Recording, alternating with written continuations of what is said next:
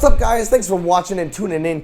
Today I wanted to talk about something, it's a trend that I think needs to be picked up in gaming. For those of you who know or follow me on Twitter or Instagram, I am a big fan of the game Smite. Seriously, I have a backpack because I went to the World Championship. They don't pay me to say that. I just really love the game Smite. Now what Smite is, it's a MOBA which has the camera, instead of up top, it's actually down here behind the characters. Ooh, what's a MOBA? Multiplayer online battle arena.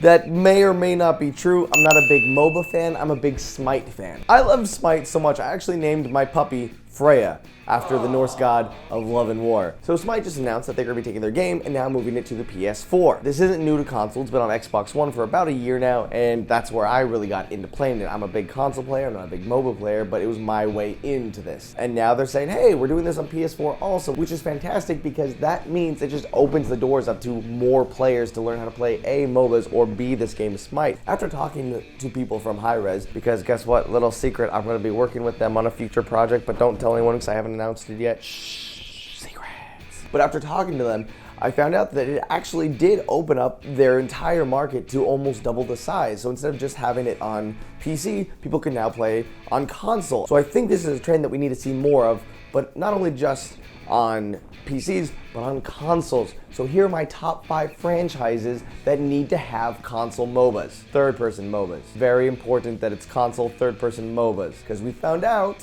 by experience that not all top-down MOBAs are winners, especially on consoles. Number 5 on my list. Now number 5 and number 4 are kind of similar because they both had MOBAs beforehand that were top-down view, but not good. I'm saying let's give a second chance to Lord of the Rings. They tried a top-down MOBA on console, but it wasn't working out. In the original, on Xbox, you were able to play as Gandalf, or Smeagol was like or Golem was like your jungler. But it's that top-down view, so the button schemes weren't really working for players. It was complicated, it was different. I think Warner Bros. Games needs to try again. Let's now release a Lord of the Rings MOBA, but now from behind the character in third person. So we can see Aragorn going down through lane and swiping through people, or Gandalf going, "You shall not pass!" I think it's worth a second shot. So much so that I also believe that number 4 on my list deserves a second shot. Now on PC, there was a DC MOBA. On PC, there was a DC MOBA. Yeah, I said all those words, right?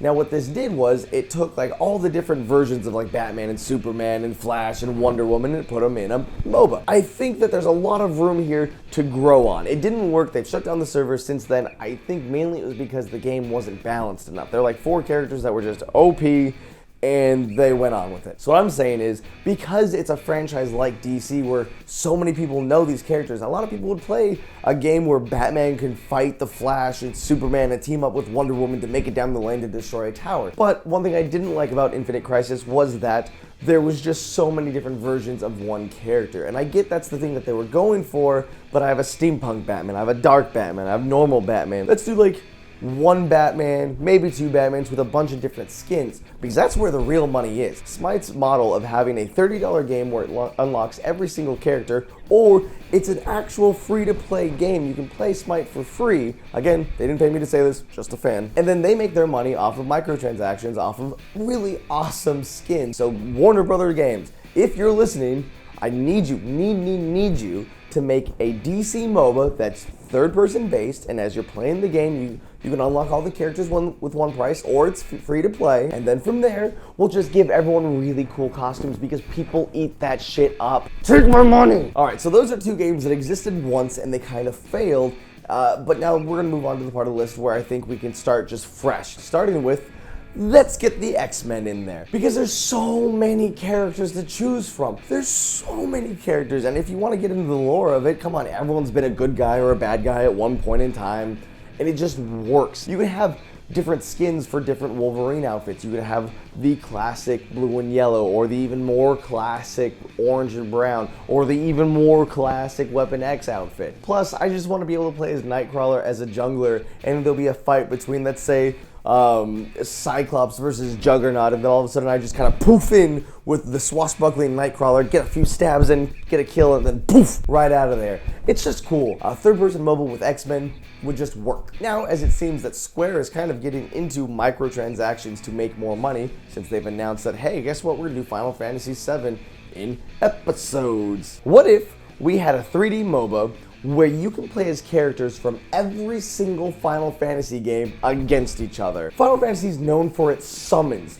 You have like Ifrit, you have Leviathan, you have Rama, you have Odin, you have all these crazy beasts that get summoned into the game. Let's get them in there too. If you had a 3v3 match of Barret from Final Fantasy VII, Terra from Final Fantasy VI, and Mog from all of the Final Fantasies against, let's go with Kain from Final Fantasy IV, Tidus from Final Fantasy X, and Squall from Final Fantasy VIII. And they're just running down a lane and beating the shit out of each other. That would be amazing. There's just so many characters that you can get. And then maybe you can like customize the characters to have like spells or summons, or there's a lot of potential. And I think this is something that they could/would do in a heartbeat. Now finally, we're at number 1 on my list. Now perhaps I'm just siding with the audience and I'm giving you what you like to give you a great top 5, or perhaps I'm giving an idea to Nintendo that would make them millions upon millions upon millions of dollars. Let's have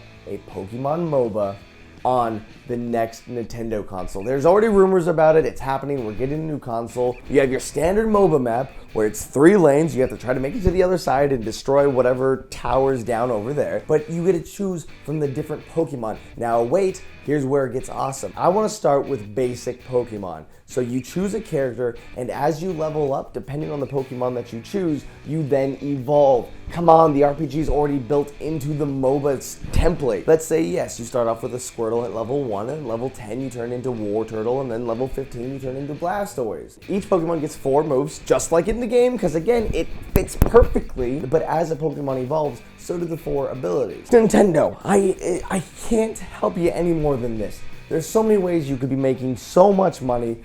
This is one of them. You can release more and more Pokemon as you go. You can have, let's do some microtransactions where you can have a Pokemon, or you have a shiny Pokemon. You spend the extra $2, guess what? Now you have a shiny Squirtle. Ooh. So much money. People will start to compete with your Pokemon game around the world. It'll draw in tournaments where people can win millions of dollars. Nintendo, Pokemon MOBA. That's all. So there it is.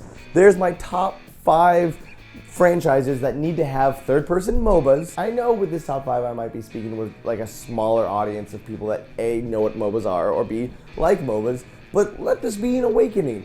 Maybe this is a chance for you to try a game out like Smite or Paragon when it comes out. So go check out MOBAs, because it's a format that I think it is here to stay, and I think that third-person MOBAs are a trend that will be coming very soon, and I hope that some franchises jump on board, because that's me dropping some Joven knowledge right there. I should make video games.